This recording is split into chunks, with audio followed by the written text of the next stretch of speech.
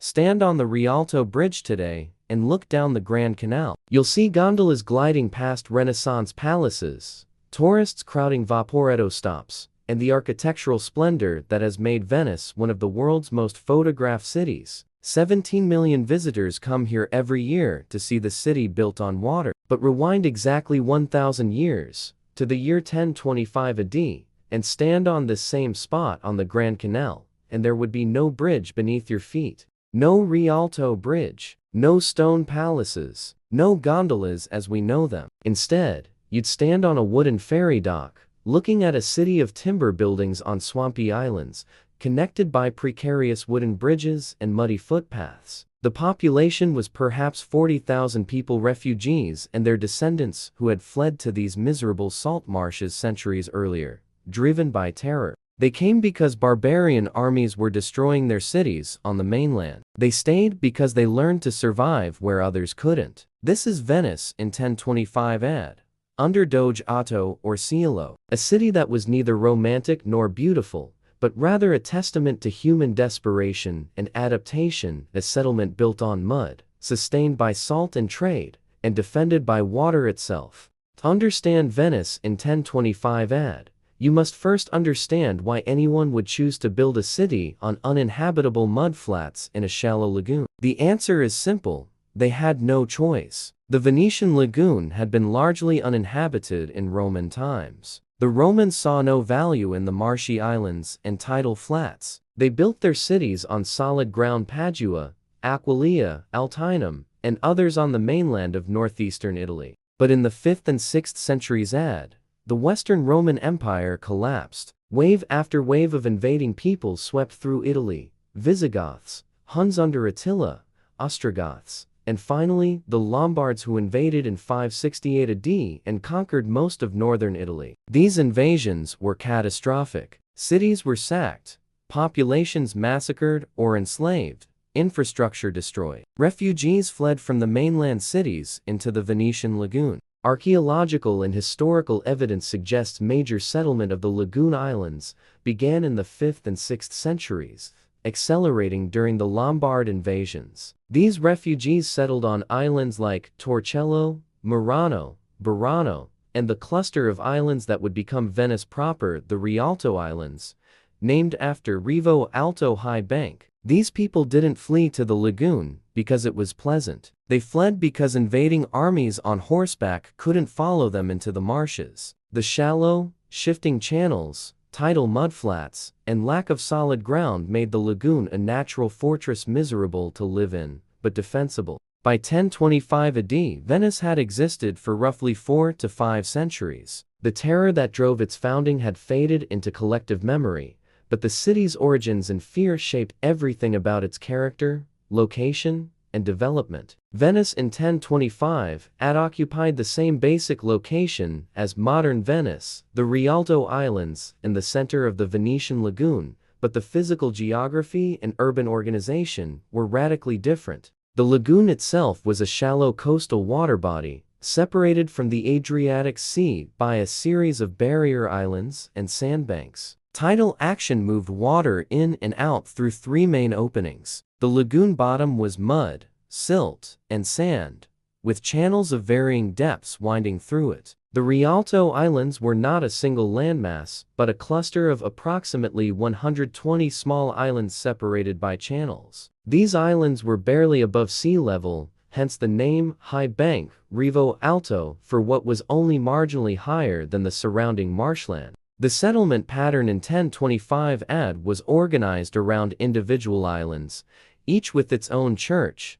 well, and community. These island communities were called contrade or parishes. The Grand Canal, the main waterway snaking through the city, was a natural channel that had been widened and maintained, but it was the primary thoroughfare because roads as we understand them barely existed. Travel between islands was accomplished by boat or by crossing narrow wooden bridges that spanned the smaller channels. There was no Rialto Bridge in 1025 AD. That first bridge across the Grand Canal wouldn't be built until 1181 AD, more than 150 years later. Instead, People crossed the Grand Canal by ferry or in small boats. The physical infrastructure of Venice in 1025 AD was precarious. The islands were constantly threatened by flooding at high tide. Drainage was a perpetual challenge. The ground was waterlogged and unstable. Building on such terrain required engineering solutions that made Venice unique. The solution was wooden pilings. Builders drove thousands of wooden stakes made from alder, oak, and larch timber brought from the mainland deep into the mud until they reached firmer clay layers below. These pilings, submerged in the oxygen-poor water and mud, wouldn't rot. On top of these pilings, builders constructed wooden platforms, and on these platforms they built structures. This was the foundation literally of Venice in 1025 AD. The entire city rested on wood driven into mud. The architecture of Venice in 1025 AD was overwhelmingly wooden. Most residential and commercial buildings were timber-framed structures, 2 or 3 stories high, constructed on the wooden platforms supported by pilings. Walls were made from wooden planks or wattle and daub. Roofs were steeply pitched and covered with wooden shingles or thatch, designed to shed rain. These wooden buildings were fire hazards, and fires were common disasters in medieval Venice. The exceptions to timber construction were churches and a few important civic buildings, which were built in brick and stone. Brick was manufactured locally from clay found in the lagoon. Stone had to be imported from the mainland, transported by barge across the lagoon, an expensive undertaking. The most important building in Venice in 1025 AD was the Basilica di San Marco. However, the building that existed in 1025 was not the magnificent structure we see today. The current basilica, with its Byzantine domes and elaborate mosaics, began construction in 1063 AD. In 1025 AD, the basilica on the site was an earlier structure, built after a fire destroyed the original church in 976 AD. The second basilica was a Byzantine-style church, smaller and simpler than its successor, but still the most important religious building in the city. Adjacent to the basilica was the Doge's palace, the Palazzo Ducale, which in 1025 AD was a fortified structure, part residence and part administrative center for the Doge. The grand Gothic palace that stands today began construction in the 14th century, so in 1025 the palace was a much simpler building, probably a mixture of brick and timber construction with defensive features. The Campanile, the famous bell tower of St. Mark's, existed in some form by 1025, though the current tower was rebuilt and modified many times after the original collapsed in 1902. The medieval Campanile served as a lighthouse and watchtower, as well as a bell tower. Canals were not the picturesque, clean waterways of modern tourism. They were working channels, often choked with refuse, waste, and debris. Buildings crowded right to the water's edge. Wooden docks and platforms extended into the canals, where boats tied up to load and unload cargo. Streets, the rare solid paths between buildings, were narrow,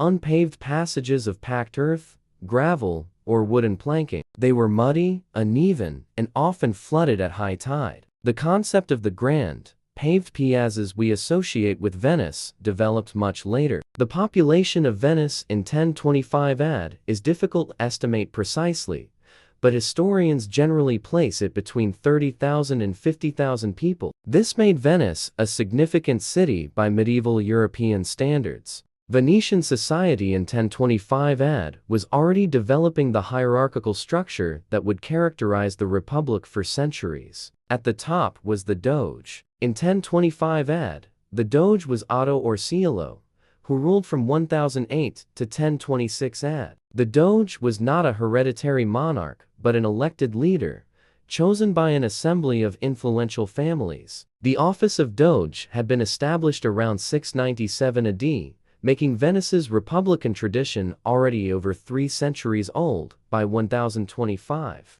Below the Doge were the great family's aristocratic clans who had become wealthy through trade, land ownership, and political influence. These families formed the ruling class, controlling the major council bodies and providing candidates for the position of Doge. Merchant families, even those not of the highest aristocracy, wielded significant influence due to Venice's commercial economy. Successful merchants could accumulate substantial wealth, own ships, and engage in long-distance trade with the Byzantine Empire, the Islamic world, and northern Europe. Below the merchants were craftsmen and artisans, shipbuilders, sailmakers, rope makers, blacksmiths, glassmakers, bakers, and others. These skilled workers organized into early guilds that regulated their trades. Venice's shipbuilding industry was already becoming renowned. The city's survival depended on maritime capability, so shipwrights held respected positions. Laborers formed the largest class: dock workers,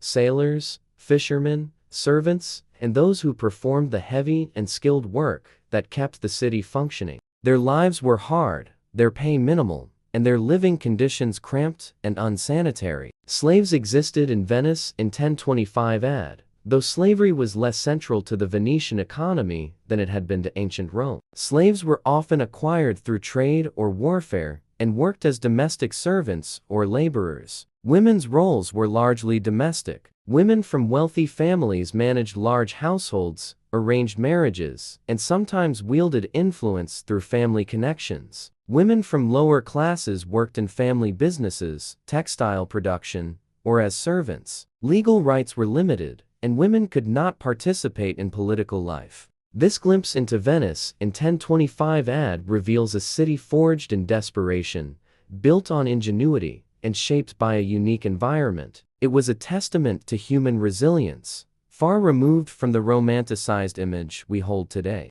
Daily life in 1025 AD Venice. Life revolved around water, work, and the constant struggle against the lagoon's challenges. Most Venetians woke at dawn, their days governed by sunlight. Artificial lighting was expensive, used sparingly after dark. Breakfast was simple: bread, cheese, or fish. The main meal was at midday, dominated by fish and seafood from the lagoon. Fishing was a major industry, providing food and trade goods. Saltfish, preserved in the lagoon's salt, was exported across Europe. Bread was a staple, supplemented by vegetables like onions and cabbage. Meat was expensive, eaten mainly by the wealthy. Wine was the common beverage, as lagoon water was brackish and undrinkable. Fresh water was precious. Rainwater was collected in sophisticated cisterns in parish squares, filtered through sand and gravel. Work dominated daily existence. Merchants negotiated deals, loaded ships, and managed cargo at the docks and warehouses.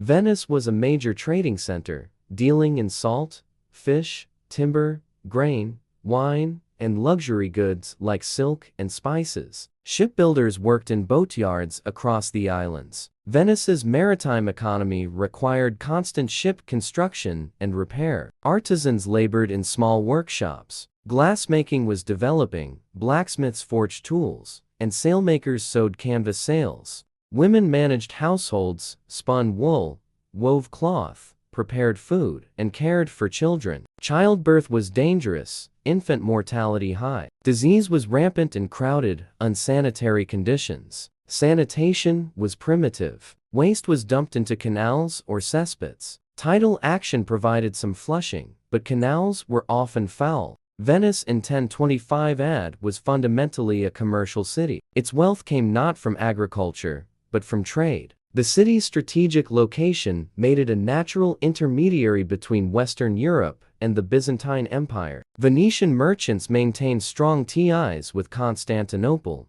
enjoying favorable trading rights. Venice exported salt, fish, timber, and grain. Salt production was particularly important for preserving food. Ships were Venice's lifeline. Vessels ranged from small fishing boats to large merchant galleys for long-distance trade. Trade routes extended north, west, east to Constantinople and the Black Sea, and south to the eastern Mediterranean. The Venetian economy operated on a money-based system, using Byzantine gold, solidus, and silver coins, alongside Venetian coinage. Venice in 1025 AD was governed by a system balancing autocratic leadership with republican elements. The Doge, Otto Orseolo in 1025, was the head of state, elected for life by influential citizens. His power was not absolute, constrained by councils like the Great Council, an assembly of noble families. Laws were enacted through a complex process. Justice was administered through ducal courts, with harsh punishments. Otto Orseolo's reign saw attempts to make the Doge's position hereditary,